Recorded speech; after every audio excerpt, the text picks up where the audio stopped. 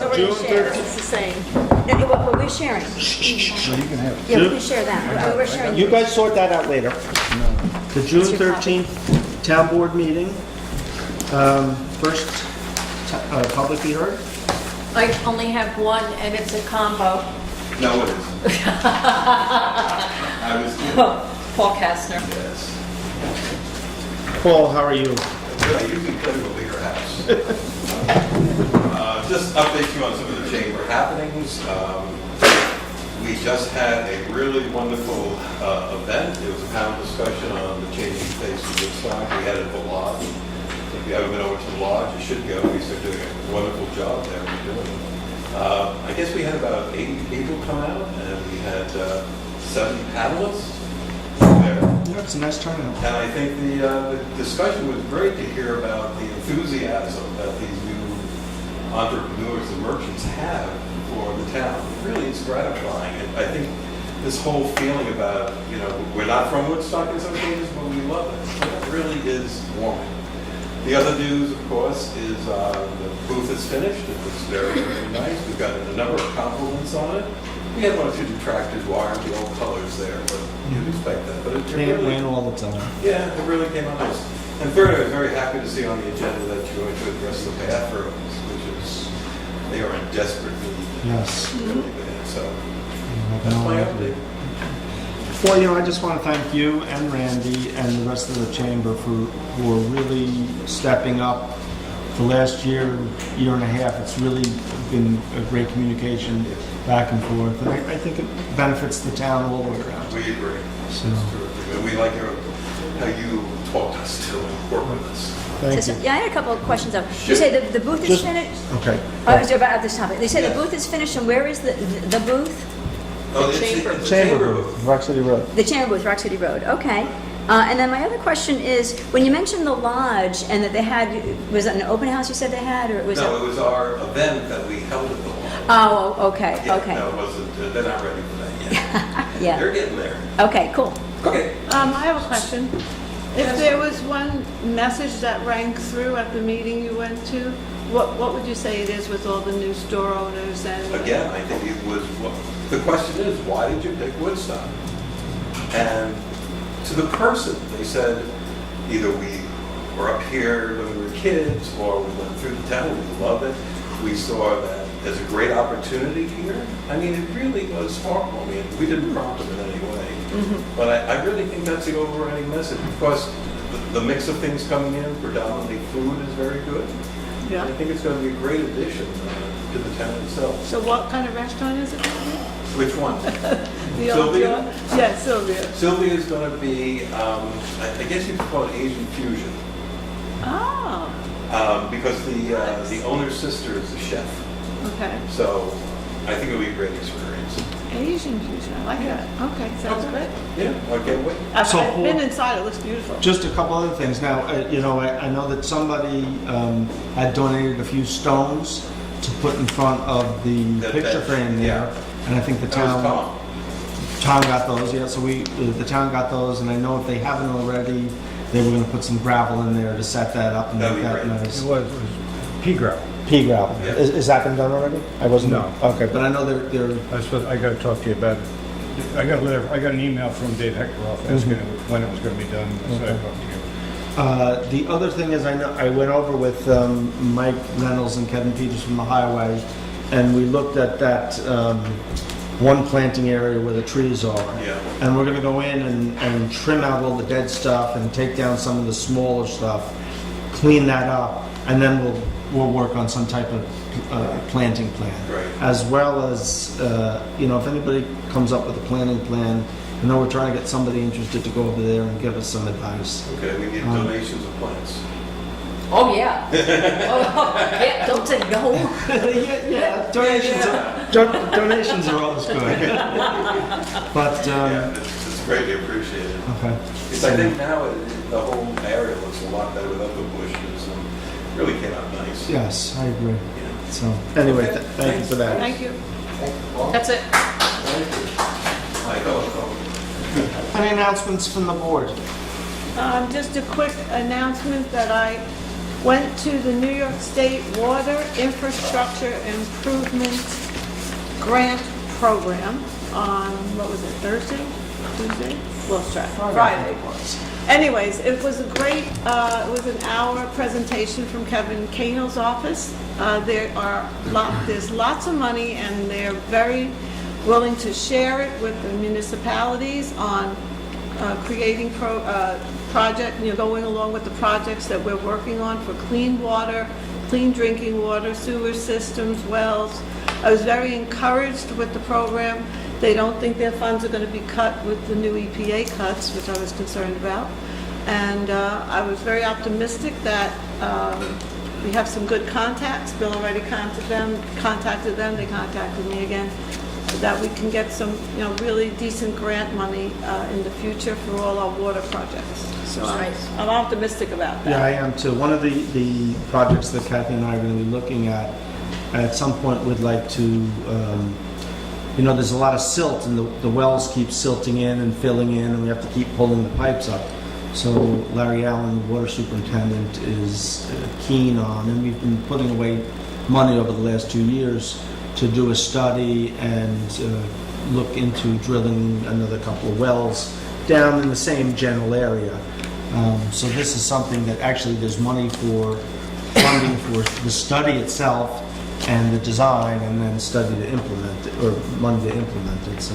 Now, do you think we need someone to do some grant writing for us, or is it simple enough with the help from the agency to go through the applications? I think it's simple enough. John Laval and David Gross were able to pull together, with a little help from my office, the grants for the charging stations. Right, exactly. And we Laura got the grant for the, Laura and I, and that and Carrie. What did we spend? About 2 hours, 3 hours? About 2 hours. I think I gathered some information. I sat with you, and then I sat with Carrie to get it entered. So, it was pretty straightforward. So Just answer the questions, look at the questions, answer them, and... So I would think we'll be okay doing that. And I mean, the agency proves to be very helpful, so Yes. they will help us with it. But I'm excited that, there's money out there for all different pieces of water. Clean water, drinking water, water projects, wells, and it's great. Yeah, Absolutely great. and I have a question. I see it includes sewage treatment work. So with the reed bed, is there probably not? One, it's too close to the deadline for that, and most of the money is more for the design work at this point Okay. than the implementation. Okay, just thought I'd ask. That was a good question. It was the first one we asked. Yeah, okay, cool. So at this point, it doesn't look like Sure. it'll be able to help us with that. Okay. So, Anyways, When the aquifer protection work gets presented to the board, we'll be able to see some definite and other aspects that need to be dealt with, accepted, rather, without the expenditure of any money. right. That'll be very short.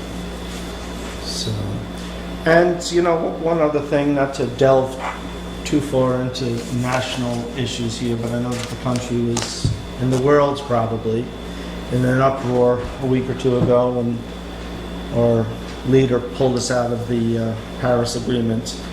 And I would just say that, I've never been more committed to those principles, and to the principles of making Woodstock greener, more energy efficient. And with that, I will ask Ken to come up with this. Oh, well, wait a I second. think we're still... You we're blew still my on segue. No, not ready for you yet. Ken, You lost me when you said leader, so. you tuned out. Yep.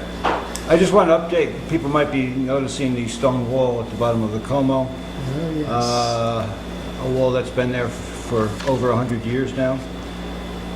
Over the winter, it developed a sort of a crack, and a couple weeks ago, myself, Lauren Rose and Jim Hansen mainly, The geezers.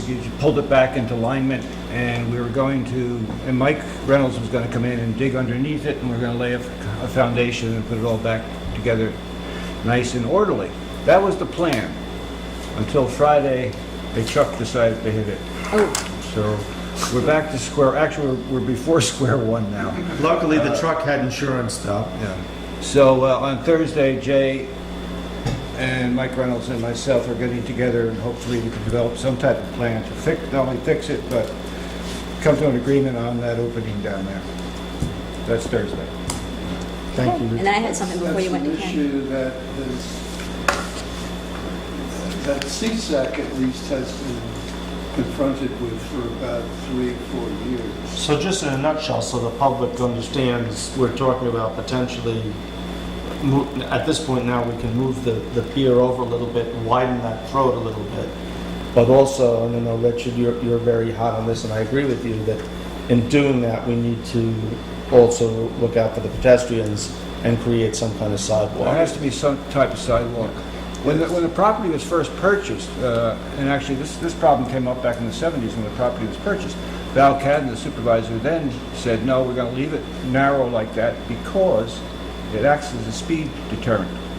Cars come in there now, and you got people walking, you got people with kids in strollers, you got pets on leashes that wander into the middle of the road, and the wider that gets, the faster cars come in. So there has to be some give and take on this in terms of protecting the pedestrians, but also maybe widening that out so it's a little easier to get in. So that's what we're looking at. Yes. Excellent. And Lori?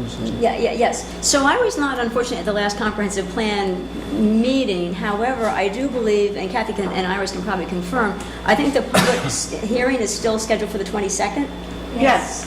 So we wanted to remind people of that, and it's at the community center, and what time? 7 o'clock. 7 o'clock. So I just want to make sure everybody remembers 7 o'clock, June 22nd, Thursday, June 22nd, public hearing for the comprehensive plan work. Not a public hearing. Excuse me? Public input. Hearing. Public hearing. It's public input. meeting. Sorry, public meeting. Public meeting. Public meeting. Thank And you the for- topic, Iris? It's just doing it, it's an introduction. It's the where we are. It starts in the where we are, That's though, what correct? I was reaching for. Doesn't it start talking about where we are? Yeah, where we are right now with the comprehensive plan, where the town is right now, and then basically the input for that, because then we're proceeding to where we want to be and where we're going. Right. And it's a reminder of what the comprehensive plan committee and the whole work is. As the county fellow said to Kathy and me, we're not building a plan for Woodstock. We're building a plan with Woodstock, and please come out for this event. And a quick question on that, did we advertise in the times that event is happening, or should it be on the calendar? Yes, there's a press release coming out this week. I saw the flyer today. Okay, perfect. Thank you. Did you say the 22nd? I think your guys are on top of it. Kirk seems to be pretty. Kurt has his act together. He's a great leader of the group. I would just change your wording a little bit, though, and Okay. say that we are helping Woodstock write their plan. Well, there you go. Right, Iris? Along with consultants. Yeah. Yes. Well, they're helping Woodstock, but They're, it's Woodstock. they're actually developing it with our assistance and public input. Right. But it's with the people of Woodstock, so it's important that people Yes. are involved. Participation is key. Yes, Yes. because it's our plan together. Cool. Now, Ken, All right, Yay! thank you. thank you. I was here in February and I gave you a verbal report about the status of Woodstock's carbon neutral activity, essentially reporting that based on the 2000 resolution, we achieved carbon neutrality by 2017, so we've accomplished that. I said I was going to distribute a report, and I distributed a report a couple of weeks ago. But what was missing from all that was an analysis of what happened at the community center, because one of the objectives of the community center was to reduce the energy usage, reduce the cost, and reduce the carbon footprint. And I'm here to report that we were successful in doing that. Yay. So let me just go through some of the numbers. Is that, as you know, the community center combined the 3 electrical circuits, the pool, the pavilion, the craft barn, with the community center as one. So I took all the costs and the electrical usage and the oil usage for 2012 and 13 and took an average of them. And I compared them to what they are now in 2016. Of course, 2014 and 2015, that was the time of construction, so what the energy usage really wasn't relevant. On electrical usage, we went from about 26,000 kilowatt hours up to about 51,000 kilowatt hours. Say that again, stop. I'm So sorry. about 26,000 kilowatt hours of that complex. Right, Essentially doubled the Right, amount of electrical okay. use. And that was to be expected with Right. the air source heat pumps and the additional electrical load. On the costs, though, we went from about a $10,000 cost in 2012-13 average and reduced that by about 25%. wow, nice. But that includes the cost of the electricity, but also the cost of diesel fuel for the generator. Right, And plus a little bit from the craft barn, because that didn't get wrapped in until about halfway through right, 2016. On our carbon footprint, we essentially cut that in half. wow, We went from about 24 metric tons of CO2 to about 12 metric tons of CO2. And you got to put that into perspective. The whole town is about, or the town government is a little bit less than 600 metric tons. So 12 metric tons is pretty low. right, Also, the other point is that about a third of that is just due to the generator, right, about 4 metric tons. But again, you have to put that in perspective because the average automobile produces about 4 metric tons a year. So you can look at that generator and say, that's equivalent to an average automobile. And when you drive by the community center, if you want to know where the carbon footprint is, it's in the parking lot, not the building. right. Oh, Can, do any of those numbers that you quoted include your estimates of the positive factor of the forests? What's the factor of the what? Of the Forest. forests in terms of absorption? No, not the methodology which is established by the state is on one hand, you add up all your sources. And then to counteract those sources, you need some sort of sink. And the sink in our case is our forest. I mean, there are other towns that have to do other things. You can reduce this is just activity reducing our carbon output. Right. Understood. But, we're still positive. We're always going to be positive. Right, right. So that's a pretty good story Yeah, that on is the nice. community center, and it's worked out. It was a good story in the town hall. The highway garage, because it was really a different building, bigger, it was kind of uneven, break-even situation. The other thing you asked me to keep you informed on was the progress of community solar in this area. We have in Ulster at Ryan Insurance, the first community solar installation in the central Hudson territory, and also within Ulster County. It all started with a question of Brian's insurance building needed a new roof. So they asked, well, should we put solar on at the same time? Well, that worked out to be a pretty good deal because what they did is there was a company down in south of here a little bit that makes what's called a bifacial solar panel, meaning the sun hits it on one side, then it bounces off the roof and it gets a second whammy, second chance on the second side. So light has a 35% efficiency improvement because of that. So on the roof, you cover it with a white reflecting cover, so that will reflect the sunlight. Now, they didn't need all this power. Matter of fact, it's a rental unit. They have like 8 different businesses in there, all with their own meter. And so they decided to become a community solar operation. And what they did is they partnered with Heritage Energy to manage the customer relationships.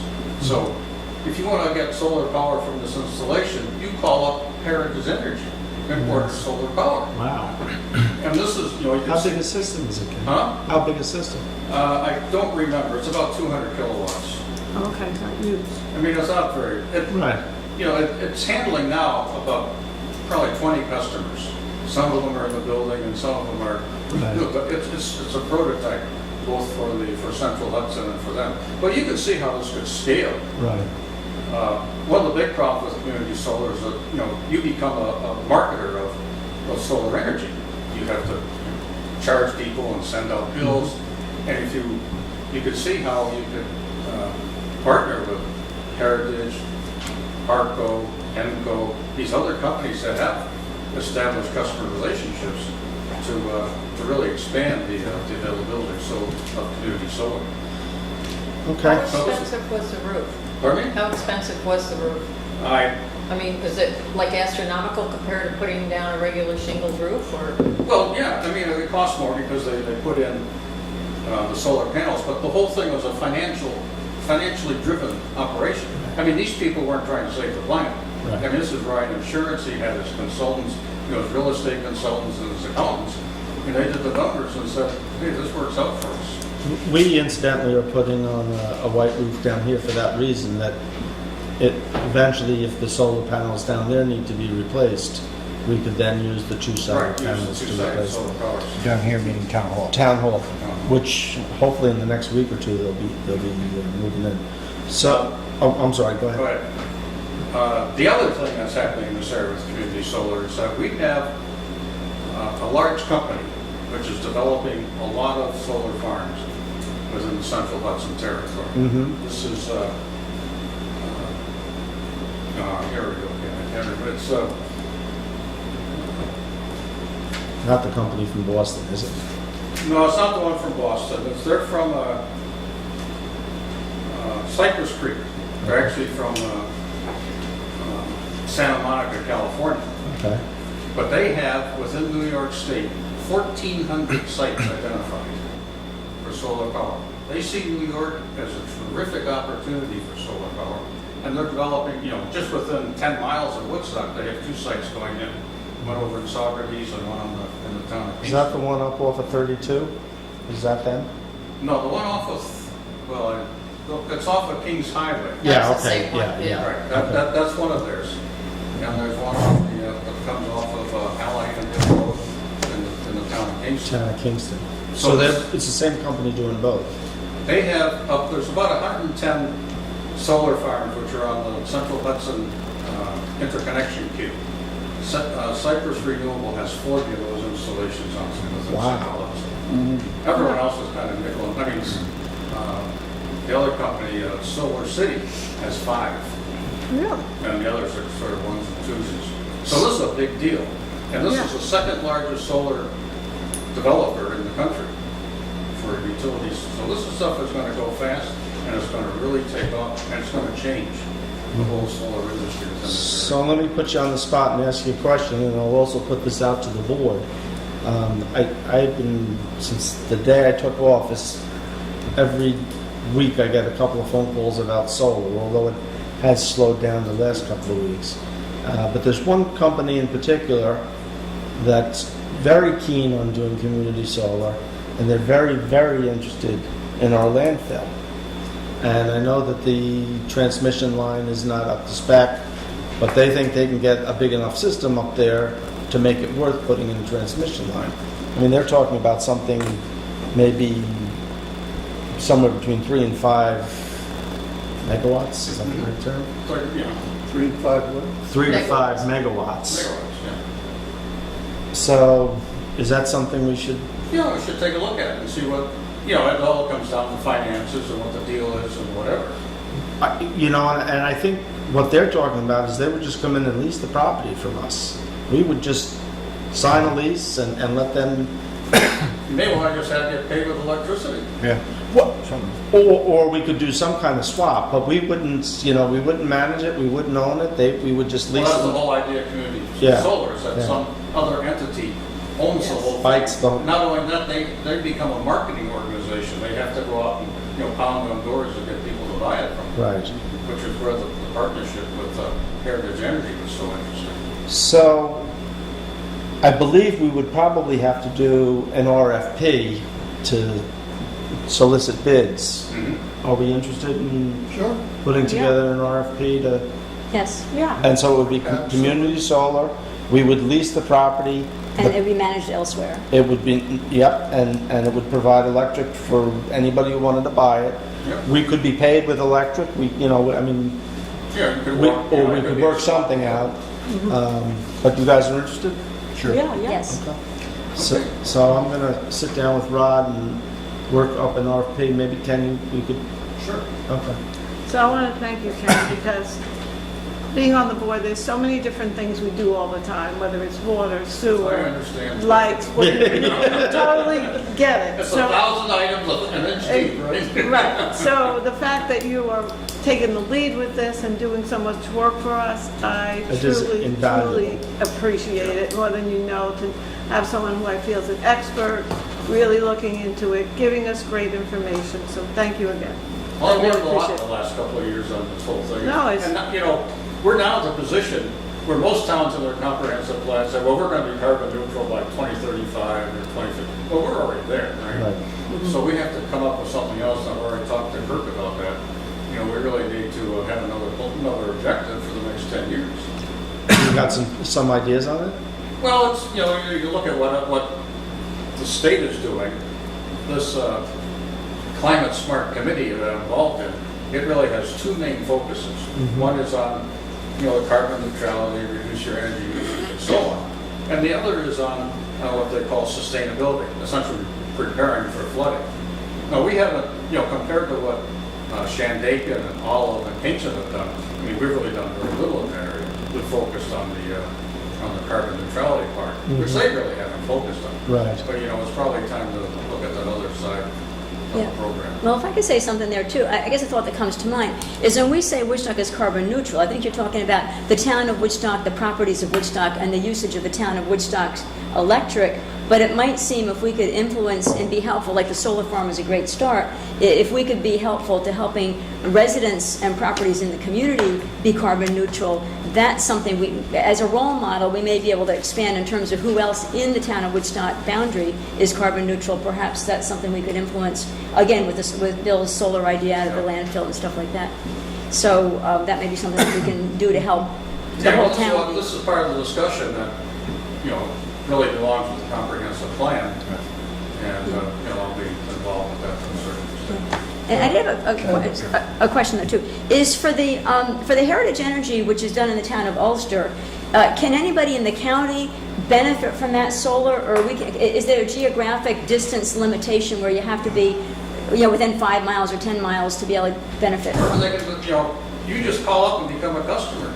I mean, if you want oil or propane, I mean, it's a customer management system that they are using. So we get solar from them even though they're So away? you know, in the future, right now it's a small installation. But Right. you can see how this could roll out where your local oil supplier will become your supplier for solar But electricity. for oil, they come to your house and they pour the oil in your tank. For solar, how do they get it to you?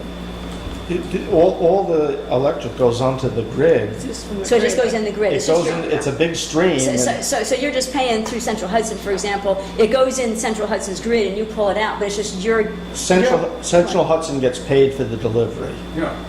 And who, you know, just like now, you can go to Central Hudson, you can pick a different energy supplier. If you chose, right? If you chose, you know, Yeah. you could, Yeah, it's the same sort of deal. Same that you might choose Heritage Energy. You Cool. just, except you pick an energy supplier, which is Community Solar, Right. and you Cool. get credit for using solar. at one time, the town, we were buying 35% of our electric from an outfit out in the western end of the state that was doing wind energy.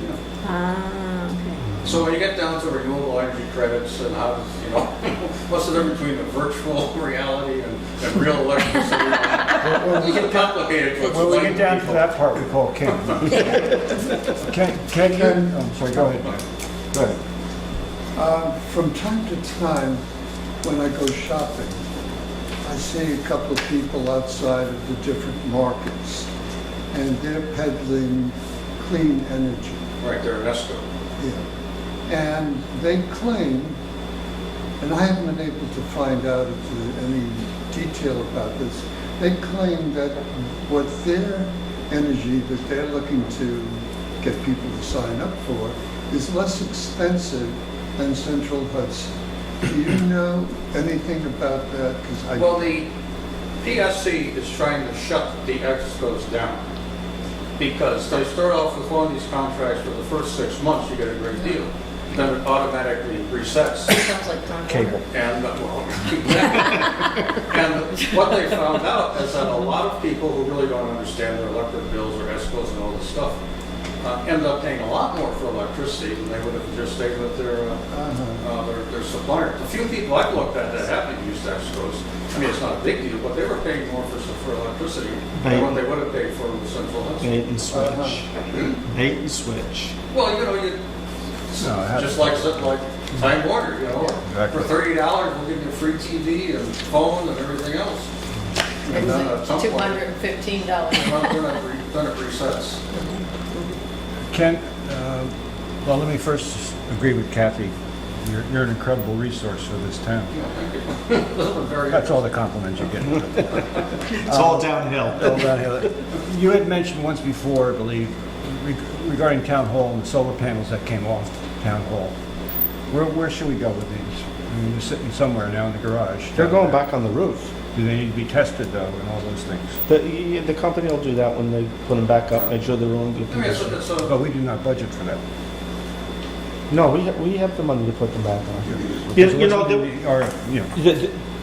I'm just saying, where are we going from here with that? they're going back up on the roof. You know, there was some confusion because a few people said, oh, they're 10 years old, don't reuse them. And I said, no, they're 10 still years have old, life. they still have 10 quite a years bit of life. life. Yeah, That's what 10 Ken years. said. That's what Ken said. But what I did say, and I think some people got a little confused, is that I said to the installer, I am open to the idea, because he made some comment, that there may be a better place on the building. And I said, listen, if you have a proposal, I'll entertain it. But my intention, and I have the money set aside to put those back up, they're going back up as soon as the roof's on. I mean, there can be a physical failure of a panel. That's what I'm wondering. Should they not be checked? Something like that. They will be checked. They will be checked. Yeah, That's all I'm asking. Like, otherwise, they should still be operating. yeah. Yeah, okay, so I'd like to add my accolades to Richard and Kathy, because Ken, you're a wonderful communicator, wonderful research, wonderful depth and breadth of what you investigate, what you learn, and what you communicate back. So thank you very, very much. Thank you. Thank you. And maybe in the next couple of days, we can talk about the landfill. Tamara? You wanted to address the board? Yes, and I'd like Sam also. If heck, it's too cold on you for no reason. You can soak it in while you can. Yes, it's a relief. Well, we would like to, first of all, pass out some of the letters, and I apologize for not bringing glasses unless someone has an extra pair. Do you just need readers? You can hear, you can try these. Thank you. They're only one. Thank you, that's okay, they'll probably help. Oh, yes. All right. We're going to give you some copies of read it this. at You home. have read it, I'm sure. Thank you. Thanks. Did you get one? I've seen it. Okay. We've got one left over. We'll hand it out. So we would like to propose, on behalf of the Alp Evers Committee, the Woodstock Volunteer Fire Department, and Way, Woodstock appreciates its volunteers, committee, that the town of Woodstock officially recognize the third Saturday of August as our annual Volunteers Day, a day that we come together to celebrate volunteerism and to show as a community our gratitude of all the wonderful volunteers that we have in the town. So Sam would like to add a few things to what we've written here. For those who don't have this letter, there are two benefits to declaring an annual Volunteers Day, as opposed to doing it each year, declaring Volunteers Day. An annual Volunteers Day will elevate the common practice within our community of holding a day of gratitude for our wonderful neighbors. This designation will help provide greater emphasis to what our town has been and continues to do, and thereby add more significance to our collective efforts. The purpose and the meaning of Woodstock Volunteers Day can be made clearer to the public in the days leading up to Volunteers Day. There can be a heightened attention to all the components of our community event. That's one piece of it, just the emphasis of it. The other piece of it is, while we have the Alp Evers Award, Wave, the town picnic, and the Woodstock Volunteer Fire Department's fireworks, and we all would like people to attend these events, there is another benefit to having a designated Volunteers Day.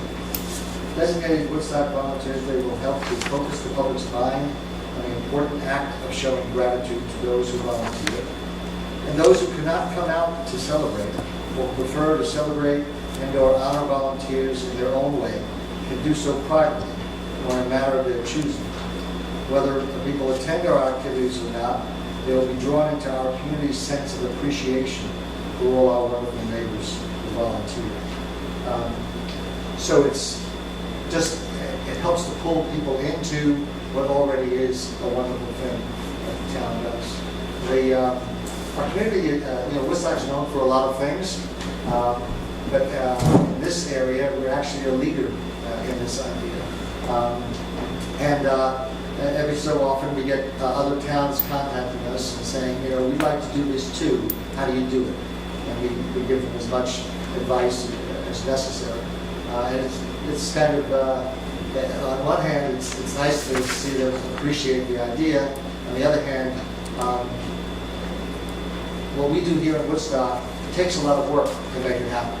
It looks easy, but it's not. And so sometimes some of the other towns will have a good idea about doing it, and they, I didn't realize we were going to involve so much fundraising and so on. But Rhinebeck is the latest one that's looking to have their own volunteers. I just like to add one thing that I think is worth considering. In our current culture, we have a lot of animosities and debates, and there are contentious issues within our public. And sometimes people will say, "Wow, it's gotten so bad. What do we do?"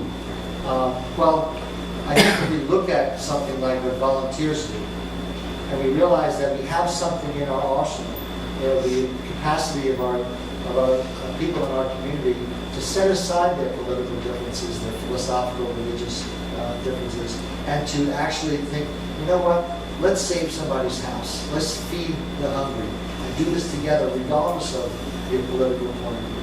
And I think that is, by helping to elevate the idea of the Day of Gratitude to these wonderful people, we're actually doing ourselves a service to help combat the divisiveness that's in our society. So hopefully the town board will support the idea. I do have a couple of questions.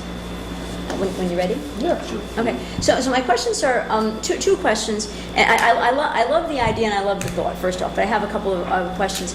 One is the fireworks. Are the fireworks always scheduled for the third Saturday? So, because I think it's good to have the two together, I just want to make sure the two... The fire department the chief has sent a letter requesting this designation.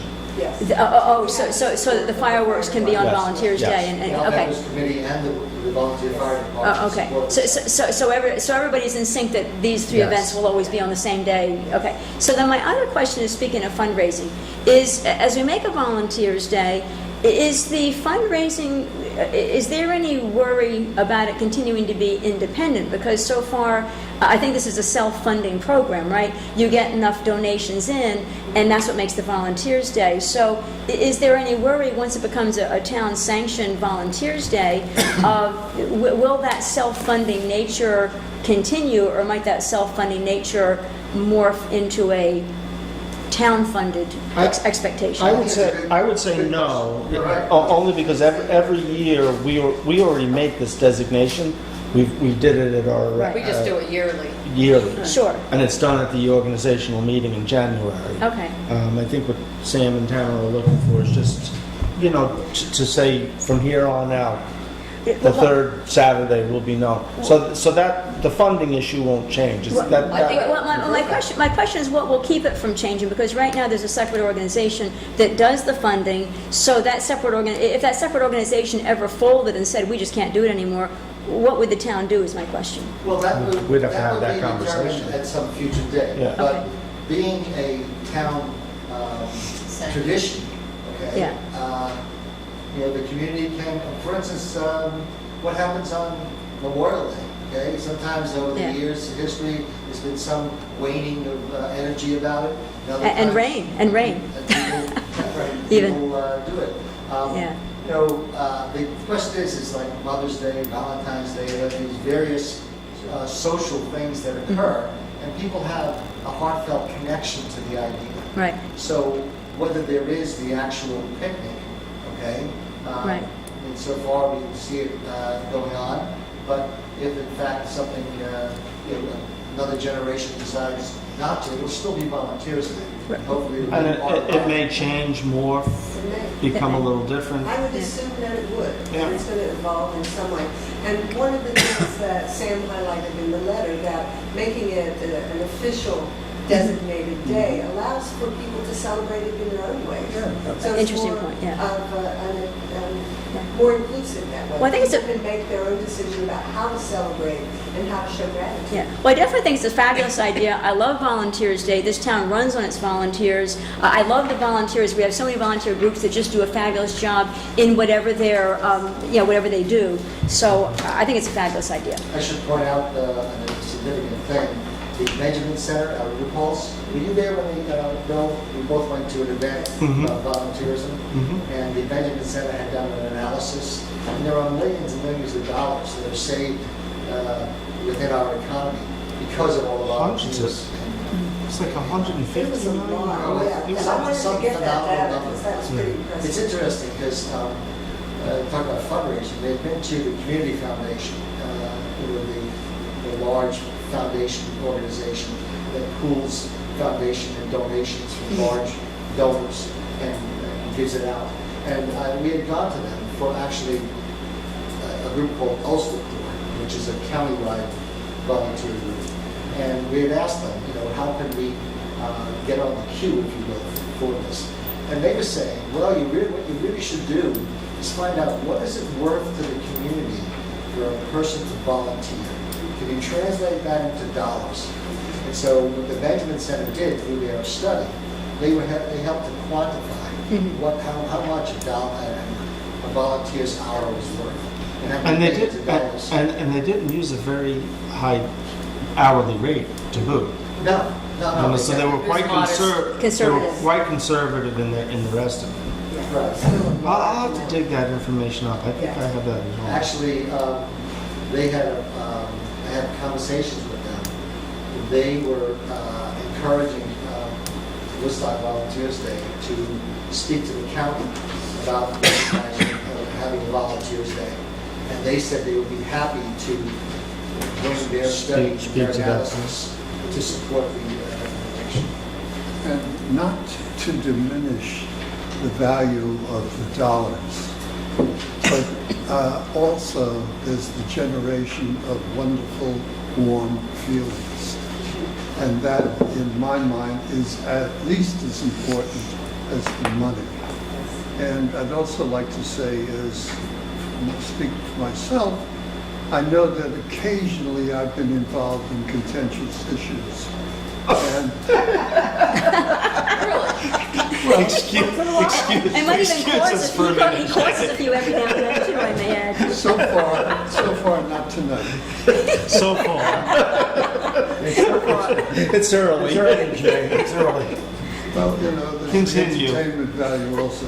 But what I wanted to say is that I'm fortunate, and we're all fortunate, to live in a town where we can be contentious about important issues, and also be able to come together with neighborliness and gratitude and thanks and good feelings and so forth. So thank you for It's that. interesting to say that, and I hadn't planned on saying this particular thing, but in response to what Jay just said, 13, 14 years ago, when the idea of having a Volunteers Day began, oh, by the way, we didn't mention, we should do that. What had happened was the town, and through the newspaper and through the general public discourse, was known for being extraordinarily contentious. And those of us who wanted to have a Volunteers Day said, well, you're getting a very limited view of our community. If you look at all the people who volunteer in this town and who really, as I said before, stand side by side with people of different opinions to do good things, save someone's home, feed the hungry, you get an entirely different and heartening view of Woodstock. And I'd like to think that in a small way, the Volunteers Day idea has helped to bring up that point about good feelings instead of dwelling in the negative. I think it's more than a small way, Sam. And I'd like to say that sometimes we focus on crisis, somebody's house burning down, or someone needing contact in the middle of the night for some kind of an emergency, or charity kinds of things. And this is over and above that. But yes, we do those things. We also connect with each other, we support each other, and we don't do that based on lack or need necessarily, because these are human needs to connect, to be connected to join in and gather together and do things in sisterhood and brotherhood with others. And those are very important things that we provide as well. So I think that is worth mentioning also. And actually, that popped into my head when Sam was talking about, we all get together to put out a fire. It's not just crisis. It's people working towards putting together a great comp plan. It's the planning board working with folks to make sure that developments are a benefit to the community, or the environmental commission, or CSAC, or the arts groups that are, provide all that. So it's really all something encompassing. we all be proud of, and we all have the capacity to join in together. Okay. It's said that volunteers don't do what they do to be thanked. Okay? They do it because of the kind of people that they are. But a community should never take their volunteers for granted. And I think that's what's happening here. We're not taking them for granted. Sam?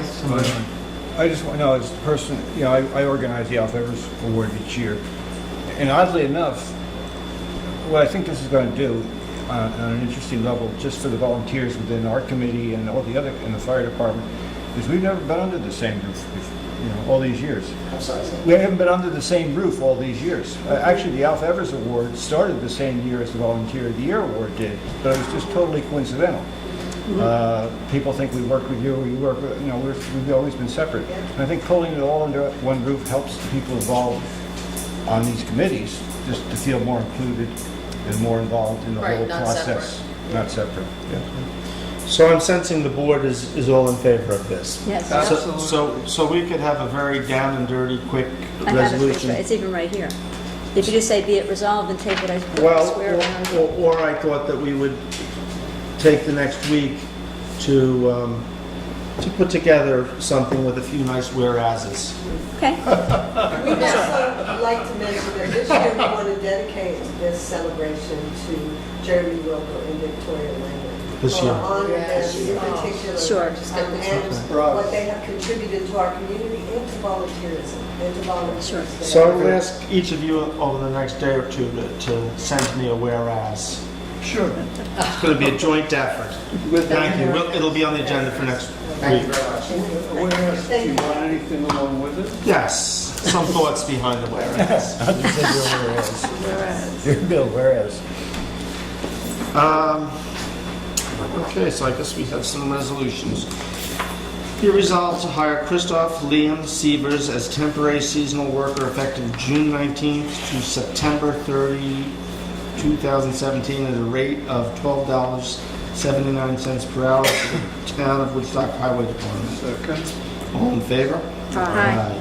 Be it resolved to hire John A. Van Baren as temporary seasonal worker effective June 19th to September 30th, 2017 at a rate of $12.79 per hour for the town of Woodstock Highway Department. Second. All in favor? Aye.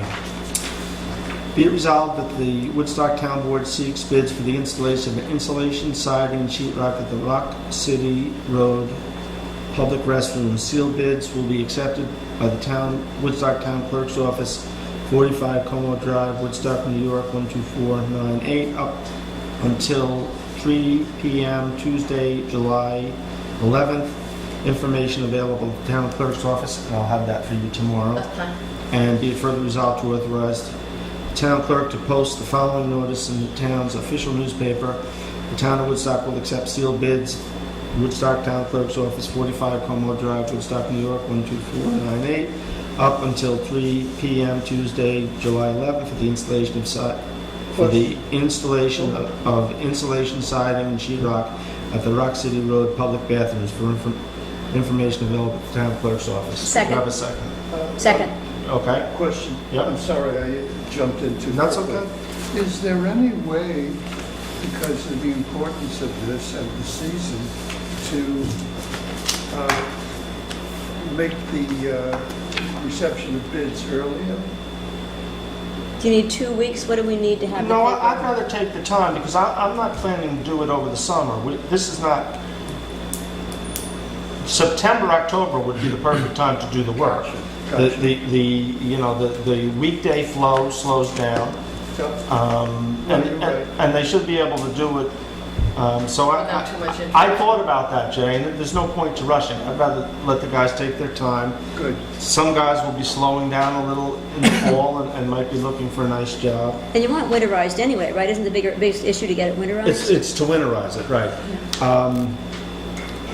Is it studded out? No. Is it what? So the Are there studs? Because I was, when you No. need to have the studs in to put the insulation. no, the parameters of the work, we're gonna wrap the outside of the building, the block, up to Outside. the outside, in 2 inches staggered layers of rigid insulation. The insulation, they'll dig out and they'll go down about 8 inches, so that there's a seal at the bottom. On the inside, on the 2 gable ends, there's studs up above. There we'll do rigid insulation, and the ceiling will do rigid insulation, and then that all gets sheetrocked with some trim. I also asked for 2 alternative bids, a price for painting, because we can have maintenance painted if we God, want. they are work so thin now. Oh, well, this would be in the fall, and that's why I asked for the price. And there's an electric heater in each of the bathrooms, and I know propane is a little bit more energy efficient, so I asked for an alternative price to put a propane heater in each one. So that's the work we'll be looking at. I just mentioned, I talked to Bill briefly about this before. I would like to see, and it's not part of this necessary resolution, but we do need some landscaping down there. And that's what I was. That needs to get in there somewhere in September, before too long. Right. Otherwise, the building we can do all this stuff, but it would be nice if there's some landscaping to improve the look. Right. So let's vote on this. All in favor? Right, you got a Aye. question? Aye. You can still vote. Aye. Okay, Iris? I just have a question. So if you're going to make the public restrooms all year round, right? I haven't really taken notice, but do you typically maintain the walkway to it? Well, we Or will now be. you're gonna have We to? will be. That's another extra expense. And listen, and I did talk to the chamber, actually, the chamber said that at least keep them open through January. We may find that in February it's not worth, we may, who knows? But this should be able to get us through a winter. So, yes, we would be maintaining that. And the guys are down there doing part of that snow blowing anyway. So a little extra loop shouldn't be too bad. They're not using shovels, is your point, right? They're running a machine. No, yeah, they'll be able to run the machine right across there. And Richard and I have spoken, and Paul, Randy, and I. If there's anybody who's interested in helping us do a little design work, I know the ladies on the green. Landscape design.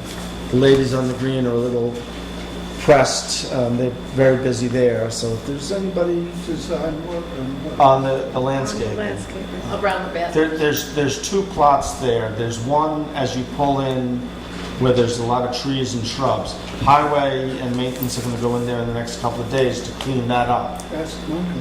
Michael Hill. Reach. I'll take Does a he want look. to do landscaping? Shrubs and I whatnot? think he'd be interested, Okay, yes. I'll reach out to Michael. I'll take a look at it too, to see what. My advice when we started with the green was let's look at things that don't need a lot of maintenance and care.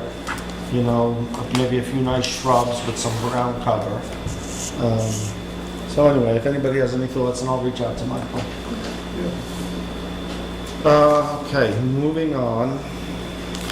Be it resolved to accept the resignation of Terry Funk, Antman, and Rosalind Dickinson for their many, many, many years of service on the Como Stewardship Advisory Committee. We thank them for their dedication to the committee and to the town. We have a second. Second. Yeah. One of the one of the things that I think I'm most proud of, it's not a highway garage or town hall, but there are a couple of instances, and Kathy, you've been involved in them, where we've been able to kind of pull people together and get consensus. And the stewardship committee plan was one of them.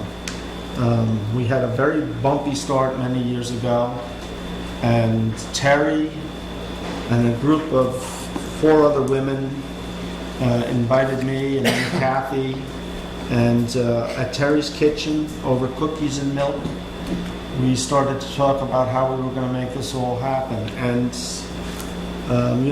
we didn't write the plan right there. Eventually it came back to the town, but it really gave the town board